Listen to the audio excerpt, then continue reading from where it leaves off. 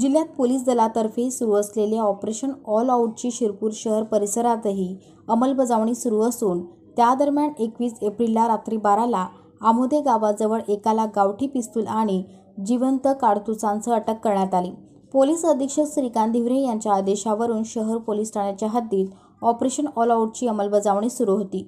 उपनिरीक्षक गणेश खुटे, संदीप दरवडे व डीबी पथकाचे कर्मचारी गस्त घालत असताना आमोदे येथील शासकीय विश्रामगृहासमोर मोकळ्या मैदानात पोलीस जीप पाहून संशयित पळताना आढळला।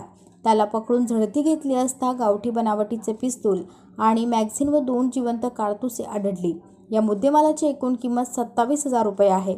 हवालदार गोविंद कोळी यांनी दिलेल्या फिर्यादीवरून संशयिताविरोधात गुन्हा दाखल करण्यात आला। नागेश तथा सोन्या पंडित कोळी व 31 राहणार आमोदे तालुका शिरपूर असे संशयिताचे नाव आहे। तो सराईत गुन्हेगार आहे। पिस्तुलाच्या गुन्ह्यात न्यायालयाने त्याला 3 दिवसाची पोलीस कोठडी दिली।